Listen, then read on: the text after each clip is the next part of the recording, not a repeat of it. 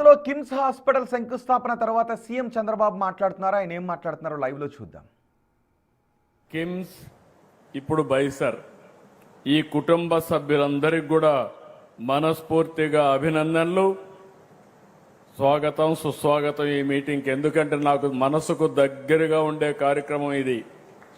అమరావతి అభివృద్ధి కావాలంటే చాలామంది పారిశ్రామికవేత్తలు ముందుకు రావాల్సిన అవసరం ఉంది. అలాంటి ఈరోజు మీరు చూసినప్పుడు Bollineni institute of skill development and research, ఇప్పుడే ఆయన ఒక విజన్ కూడా ఇచ్చారు భాస్కర్ రావు గారు. నాకు బాగా జ్ఞాపకం, హైదరాబాద్లో నేను సీఎం అయినప్పటికీ చాలా హాస్పిటల్స్ తక్కువ ఉండేటివి, 2, 3 హాస్పిటల్స్ ఉండేటివి, హోటల్స్ కూడా లేవు, ఒక కన్వెన్షన్ సెంటర్ కూడా లేదు. అక్కడి నుంచి నేను టెంట్లు వేసి సిఐ కాన్ఫరెన్స్లు పెట్టేవాడిని. అదే సమయంలో నేను హైదరాబాద్ని ఒక హెల్త్ హబ్గా తయారు చేయడానికి ఆ రోజు కోడెళ్ల శివప్రసాదరావు గారు హెల్త్ మినిస్టర్గా ఉంటే గల్ఫ్ పంపించేవాడిని. అక్కడి నుంచి వస్తే టూరిజం అభివృద్ధి అవుతుంది, ఆరోగ్యానికి కూడా హైదరాబాద్ కేంద్రంగా అవుతుందని చెప్పి ఆ రోజు ఆలోచించాం. అక్కడి నుంచి మీరు చూస్తే ఈరోజు నేను గర్వంగా చెప్పగలుగుతున్నా, దేశానికి మెడికల్ హబ్గా హైదరాబాద్ తయారైందంటే ఆ రోజు వేసిన ఫౌండేషను, దానికి సహకరించినటువంటి కిమ్స్ లాంటి మేనేజ్మెంట్లు అని చెప్పి కూడా నేను మీకు తెలియజేస్తున్నా. ఈరోజు మనందరం కూడా బైజర్ అమరావతి గడ్డపై నుంచి ఇది ఒక వినూత్నమైన ప్రయోగం. విద్యా వైద్యంలో తిరుగులేని స్థానంలో ఉండాలి. ఇప్పుడే ఎక్స్ప్లెయిన్ చేశారు, 25 ఎకరాల్లో చేపడుతున్నారు. ఇది 23 ఎకరాల్లో కాలేజీ ఏర్పాటు చేస్తారు. ఇందులోనే స్కిల్ కూడా సెంటర్ కూడా ఎస్టాబ్లిష్ చేస్తారు. నా దగ్గరికి ఫస్ట్ టైం భాస్కర్ రావు గారు వచ్చి మాట్లాడారు, నేను స్కిల్ డెవలప్మెంట్ పెడతాను, మెడికల్ కాలేజ్ పెడతాను, నాకు మీరు ల్యాండ్ ఇస్తారంటే నేను ఆయన ఆహ్వానించి డిస్కస్ చేసినప్పుడు 1,00,000 మందికి నేను స్కిల్ డెవలప్మెంట్ చేసి, మనం ఏంటంటే అందరం కూడా ఆలోచించేది, ఒక హాస్పిటల్ అంటే ఓన్లీ వైద్యుల్నే చూస్తాం, డాక్టర్లనే చూస్తాం. డాక్టర్ల కంటే ముఖ్యంగా కావాల్సింది నర్సెస్ కావాలి, పారామెడికల్ స్టాఫ్ కావాలి, టెక్నీషియన్స్ కావాలి. ఒకప్పుడు మనం అందరం కూడా ఎంబీబీఎస్ అంటే ఒక్క పేషెంట్ని ట్రీట్మెంట్ చేయడం వరకే చూసాం. ఇప్పుడు టెక్నాలజీ మారిపోయింది. ఈ టెక్నాలజీ ఎంతవరకు పోయిందంటే డాక్టర్ కూడా ఏఐ నేర్చుకుంటే తప్ప, ఐటీ నేర్చుకుంటే తప్ప ప్రగతి సాధించలేని పరిస్థితికి వస్తున్నారంటే అది టెక్నాలజీకి ఉండే మహత్యం అని చెప్పి కూడా నేను మీకు తెలియజేస్తున్నా. రెండో విషయం కూడా ఇక్కడ నేను చూశాను, పిల్లలందరినీ ఎంత ఉత్సాహంగా ఉన్నారంటే, మీ ఉత్సాహం చూస్తా ఉంటే నా విజన్ తప్పకుండా సాధిస్తానని నమ్మకం నాకు వస్తూ ఉంది. 23 నెలల కంటే ముందు ఈ రాష్ట్రంలో ఒక అరాచకం, ఒక విధ్వంసం, నా జీవితంలో అలాంటి పాలన ఎప్పుడూ నేను చూడలేదు, చూస్తాను కూడా అనుకోను. 50 సంవత్సరాలు సుదీర్ఘ రాజకీయ చరిత్ర. అలాంటివి మీరు చూసినప్పుడు నేనే ఎప్పటికప్పుడు నేర్చుకుంటానే ఉంటాను. అనునిత్యం నేను నిత్య విద్యార్థిని. ఇప్పుడు భాస్కర్ రావు గారితో మాట్లాడినప్పుడు ఒక మాట అంటే, నా మైండ్లో నా కంప్యూటర్లు ఎక్కించుకున్నాను, 1,00,000 ఉద్యోగాలు మా పిల్లలకి ఇవ్వాలనేది నా ప్రగాఢమైన ఆలోచన.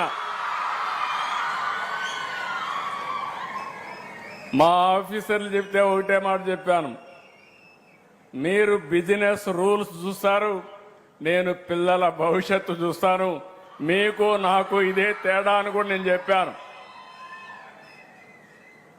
ఇప్పుడు వారు ఒక మాట అంటే నేను చెప్పాను, 0 డేట్ ఈరోజే స్టార్ట్ అయింది. పక్కనే సీనయ్య కూడా ఉన్నాడు. మేము చేస్తాం సార్ అన్నారు. కాదు, ఇదే రోజు 2027 ఇక్కడికి వస్తా, ఇనాగరేషన్ చేస్తున్నా. ఇనాగరేషన్ డేట్ కూడా ఫిక్స్ చేశాను. No option. ఎప్పుడు కూడా నేను ఎక్కడ పోయినా కూడా పెద్ద పెద్ద ఫ్యాక్టరీస్, గూగుల్ మొన్నే ఫౌండేషన్ వేసాం.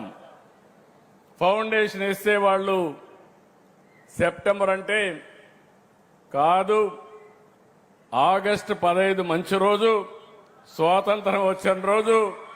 గూగుల్ కూడా ఆగస్టు 15 కంటే ముందు ఇనాగరేషన్ చేయాలని 2028 ఆగస్టు 15 కంటే ముందే గూగుల్ విశాఖపట్నంలో ఆపరేషన్లు ప్రారంభిస్తుంది. ఆర్సలార్ మిత్తల్ పెద్ద స్టీల్ ప్లాంట్, ఆయన కూడా వచ్చినప్పుడు నేను ఒకటే చెప్పాను, నువ్వు 5 ఏళ్ళు 10 ఏళ్ళు కాదు, ప్రపంచంలోని best technology company, biggest company, నాకు కావాల్సింది 2028 డిసెంబర్ లోపల ఫేజ్ 1 పూర్తి చేయాలని ఆదేశాలు ఇచ్చా. చేస్తున్నామని చెప్పి కూడా నేను మీకు తెలియజేస్తున్నా.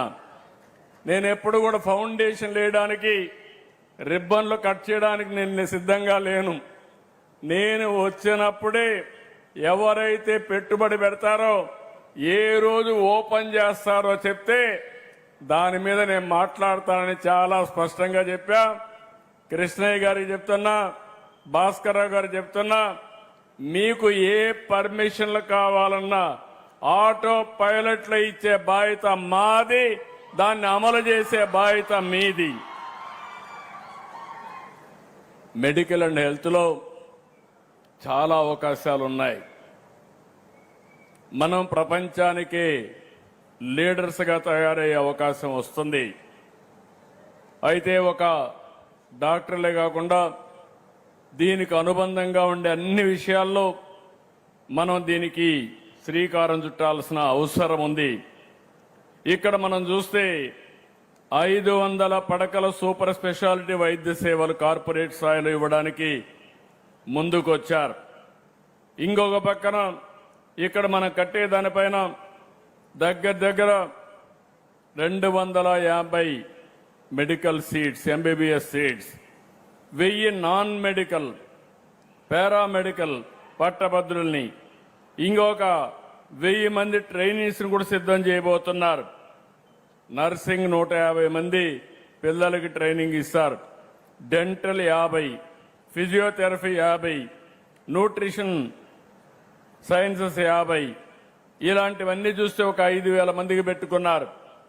నేను వారిని లాస్ట్ టైం చెప్పింది నాకు జ్ఞాపకం ఉంది. స్కిల్ డెవలప్మెంట్ కింద పక్కనే వినుకొండ ల్యాండ్ ఉందన్నారు, కానీ దానికి కొన్ని సమస్యలు ఉందన్నారు. మీరు ఏం చేసుకుంటారో నాకు తెలియదు. మీరు ఇచ్చిన 1,00,000 మందికి ఆంధ్రప్రదేశ్ నుంచి వైద్య సేవలో సేవలు అందించే సిబ్బందిని తయారు చేసే బాధ్యత మీది. దానికి ఏం కావాలో మీరు చేయండి, నేను సహకరిస్తా. ప్రపంచంలో ఎక్కడైనా కానీ డాక్టర్లున్నా, ఎక్కడైనా నర్సెస్ కానీ అనుబంధంగా ఉండేవాళ్ళుంటే ప్రతి ముగ్గురులో ఒకరు ఇక్కడ తయారు కావాలి, అమరావతిలోనే తయారు కావాలి. మా పిల్లలు ఆ విధంగా కూడా ముందుకు పోవాల్సిన అవసరం ఉంది. మీ అందరికీ ఒకటే హామీ ఇస్తున్నా, పిల్లలు మీరు గుర్తుపెట్టుకోవాలి, నేర్చుకునే వయసు మీకు ఇది. ఓసారి మీరందరూ అనుకుంటారు అన్ని మాకు తెలుసు అనుకుని అసలు చదువు కూడా మానేస్తూ ఉంటారు. This is the best age మీ అందరికీ. టెక్నాలజీ బాగా హ్యాండీగా వచ్చింది. అమరావతిలో క్వాంటమ్ వ్యాలీకి వెళ్తున్నాం. నేను ఫస్ట్ క్వాంటమ్ అంటే ఎవరికి అర్థం కాలేదు. అంటే ఈరోజు మనం కంప్యూటర్లో సూపర్ కంప్యూటర్లు చూసాం. సూపర్ కంప్యూటర్లకి సూపర్ కంప్యూటింగ్ కెపాసిటీ ఉండేది క్వాంటమ్ అని చెప్పి కూడా నేను మీకు తెలియజేస్తున్నా. ప్రపంచంలో 5-6 ప్లేసుల్లోనే ఉన్నాయి, 5-6 కంట్రీస్లోనూ ఉన్నాయి.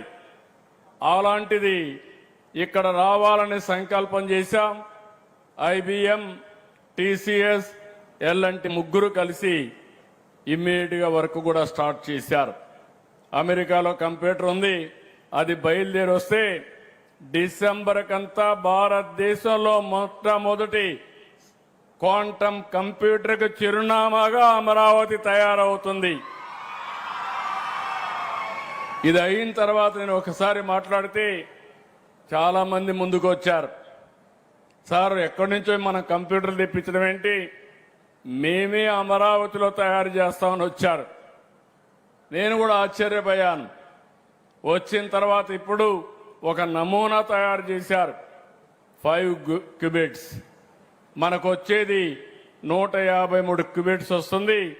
ఇప్పుడు 5 తయారు చేశారు.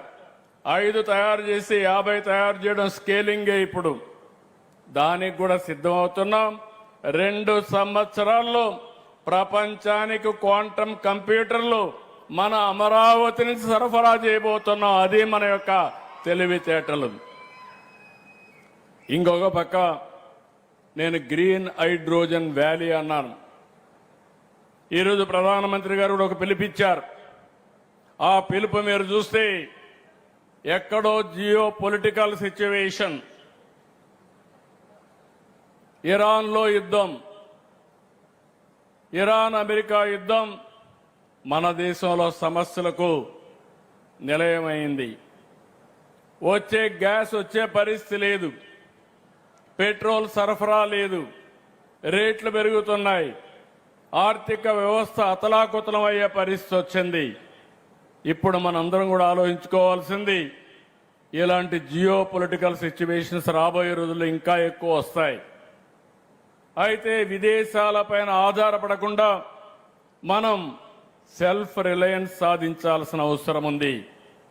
దీనికోసం ప్రతి ఒక్క ఇల్లు కరెంట్ ఉత్పత్తి చేసుకోవాలి, ప్రతి ఒక్క పొలం కరెంట్ ఉత్పత్తి చేసుకోవాలి. ఒకప్పుడు సోలార్ అంటే ఎవరికి అర్థమయ్యేది కాదు.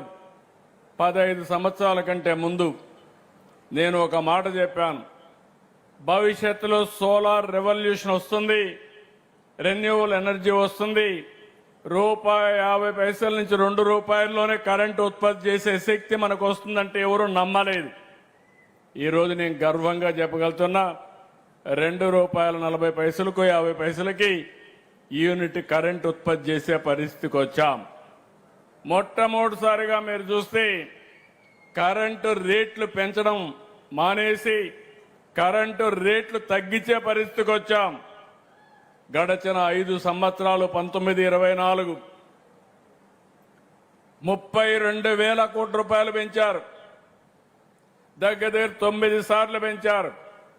నేను వస్తానే ఒకే మాట చెప్పాను, కరెంటు ఛార్జీలు పెంచనని చెప్పి కరెంటు ఛార్జీలు పెంచకుండా ఉన్న ప్రభుత్వం ఈ యొక్క ఎన్డీఏ ప్రభుత్వం అని చెప్పి కూడా నేను మీకు తెలియజేస్తున్నా. మీ దగ్గర నుంచి నాకు సహకారం కావాలి. ఎందుకంటే నేను 4,660 కోట్ల రూపాయలు ట్రూ అప్ ఛార్జెస్ అని అదనపు భారం వేస్తే అది కూడా ఈ ప్రభుత్వం అబ్జర్వ్ చేసి ఆ డబ్బులు కలెక్ట్ చేయకుండా చేశాం. ₹5.20 ఆవరేజ్ యూనిట్ కాస్ట్ ఉండేది ప్రొక్యూర్మెంట్లో, అది 30 పైసలు తగ్గించాం. ₹4.90కు వచ్చాం. 5 ఏళ్లలో డిపార్ట్మెంట్కు ఒకటే టార్గెట్ ఇచ్చాను,